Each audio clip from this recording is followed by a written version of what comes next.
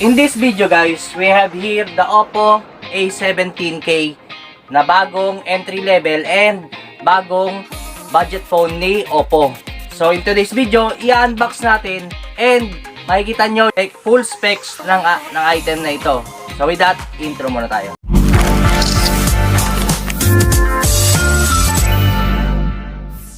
So before we proceed sa ating unboxing ng ating Oppo A17K, flex ko lang muna yung t-shirt natin na galing sa MR Thrifter. So kay Rod TV yan, kapwa nating content creator, at meron pang isa tulad nito. So ito yung isa guys, MR Thrifter. Ganda oh. Murang-mura ko lang ito nabili dito sa page na to. Puntahan nyo, dyan ako nabili ng jacket. Yan, dyan din ako nabili ng t-shirt. Abang-abang lang kapag nag-live si Rod TV. Ayos. So let's get back to the topic. Na-avail lang natin to sa halagang 250 guys. 250. Hindi po kayo nagkakamali. Actually, napanalunan lang natin to sa raffle dito. So ito na. Sa dalawa na lang natitira, si Cullera at si Benito. Good luck guys. Ang out ay si... Aba, swerte mo. Number 13. Si Cullera. Out po siya. Ang nanalo si Benito. Guys, talagang siya ang nahuli. 7. Congrats. So yon. Kung gusto nyo, follow nyo si Ma'am Maki. Kung gusto nyo magkaroon ng mga ganitong item, marami pang iba, may mga bag, ganyan. Depende kung ano ipaparapol niya, natsambahan lang natin. And thank you ma'am. So, tuloy na natin. So, ano nga ba yung aasahan nyo sa entry-level smartphone na ito? Mamaya, malalaman nyo kung original price nito, kung bibilin ko nga ba o hindi. Saan ako natuwa, ano yung hindi ko nagustuhan. So, i-explain ko sa inyo mamaya. So, while we are doing the unboxing, diretso specs review na tayo para mabilis yung video natin. The design of the box of our Oppo A17K is just the same with other Oppo smartphone in the market. So we have here 3GB RAM and 64GB of internal storage. We also have 5000 mAh battery, side fingerprint scanner, up to 4GB of virtual RAM expansion. It has IPX rating, splash proof guys. Upon opening the box ay bubungad sa atin ang maliit na box. And ang laman po nito ay SIM ejector pin, quick start guide, and we have here our safety guide manual. And we have here our jelly case na malambot lang guys and manipis, pero okay naman. And then bubungad sa atin ang ating smartphone with plastic na naka-indicate ang top specs na ating nabanggit kanina. The design is very classy and elegant. So isa lang yung camera sa likod guys, and isang flash. On the left side of our smartphone, we have here our SIM card and SD card slot. On lower part, we have here 3.5mm jack, microphone, micro USB port, and speaker. On the right side of our smartphone, we have here the fingerprint scanner / power button and volume rocker. On upper part ay wala tayong makikita. The back camera has 8MP wide with 2.0 aperture. Selfie camera has 5MP wide with 2.2 aperture. Both camera is capable of 1080p and 30 frames per second video resolution. And we have here our charger / data cable with type A and micro USB port. And we have here our charger power brick that supports 10 watts of charging. The screen has 6.56 IPS LCD display with 480 nits. Its resolution has 720 by 1612 pixel with 269 ppi of density, and it has Panda Glass protection. And we have here our SIM ejector pin, and our smartphone is capable of 2 SIM card slot, and it has dedicated micro SD card slot. The screen display offers 60Hz of refresh rate, and it comes with 600 nits of peak brightness. And here is the gameplay sample of Mobile Legends using our Oppo A17K smartphone. Well, in low setting sa Mobile Legends, okay na okay naman. Forever shine as promised. You can't run from my arrow.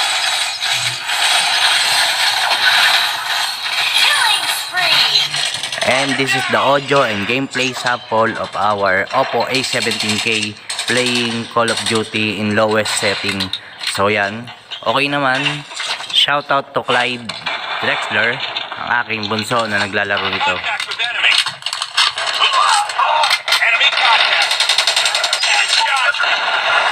Enemy in sight. And here are the camera samples taken by our Oppo A17K smartphone.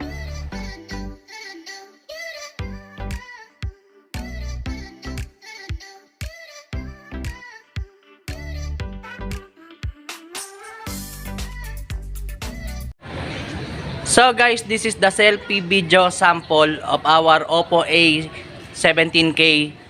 So ayan, titilt kong konti. Try natin maglakad na malog konti. Ayan. So comment down below kung ano yung sa tingin nyo. Is it good or not? And this is the back camera video sample of our Oppo A17K smartphone.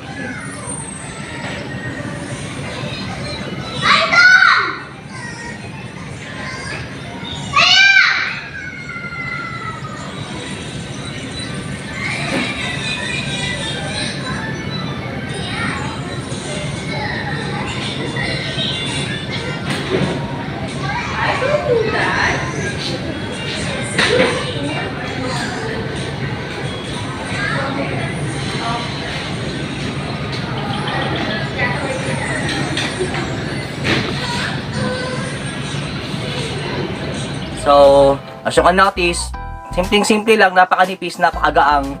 And, eto yung case niya. So, kapag sinalpak, ano yung tsura? Ito. Well, okay naman. Kung social media use, yes. Maganda. Napakalakas ng volume nito, guys. Nakakalula. May 200% yung volume niya eh. Mamaya, pakita ko sa inyo ha. Tecno Spark 10 Pro. Yan. So that's it guys, ang lakas oh. Yung video na hinahanap nyo guys, yung mas malakas pa yung boses mas malakas pa yung volume ng smartphone kaysa sa boses ko. So pinili natin to. Halimaw na tunog.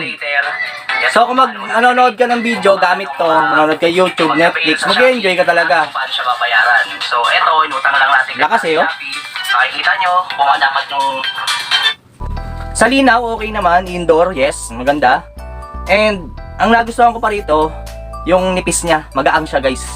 Manipis, magaang. So kung pang social media, yes, good. Pero kung gaming, low setting lang talaga. ML, low setting. Call of Duty, low setting. Pero makaka-encounter ka rito mga frame drops konti. Yun. Pero kung SOCMED lang talaga, kung Clash of Clans, yun. Sigurado, ayahay ka lang dito. Yung mga, temple run. Okay lang. At isa pa sa hindi ko nagustuhan dito guys sa unit na to is napakaraming bloatware. So ano nga ba yung bloatware? So ito yung mga pre-installed app. So pag bili nyo ng cellphone nyo, naka-install na lahat yung mga application na yan dyan sa phone nyo. So ang gagawin natin, gagawa tayo ng tutorial. Flash natin dito sa screen yung thumbnail. Makikita nyo kung paano ang gagawin natin dito, burahin. Kasi kumakain din kasi ng RAM yan. So second, ang ayaw ko rin sa unit na to is 3 GB lang yung RAM. So, what I'm using right now is Realme 7i. Noon pa, sa paggamit ng vlog natin nito. So, yung Realme 7i na yan is 4 GB lang ang RAM. So, as of now, honestly, nahihirapan din talaga ako pagdating sa editing. So, kumakain ng RAM yung mga application. So, gagawin natin dito, ubusin natin yung mga hindi natin ginagamit. Samahan nyo ako sa pag-delete at mag-disable ng mga bloatware na yun.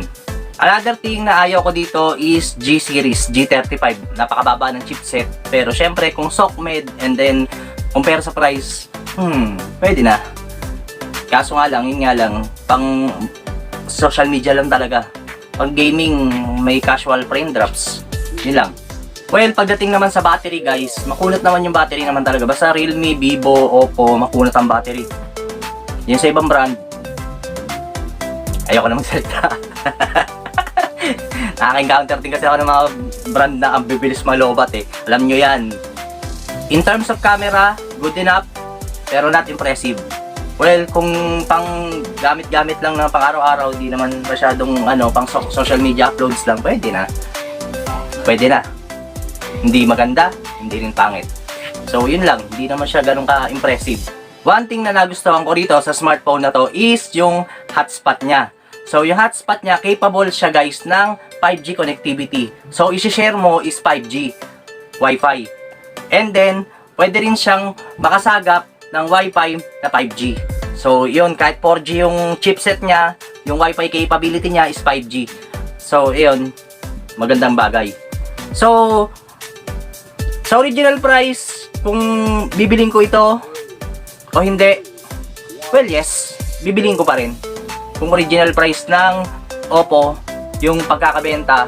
So, lalagay natin sa description box yung price nito, tsaka kung saan nyo pwedeng mabili. Sa Last Mall, tsaka sa Shopee official store ng Oppo, para at least hindi kayo ma-disgrasya kung gusto nyo bumili online or sa mall, pwede naman. Pero for me, price, specs, pair lang naman, pwede na. Hindi ka naman ganun lugi, tama lang.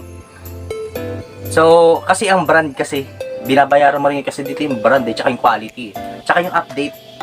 Yung update niya, hindi kagaya ng ibang brand na kapag nirelease yung phone, ang tagal mag-update, mag-update nga ba o hindi. Eto, maganda kasi yung update niya, tsaka yung splash proof, ganun.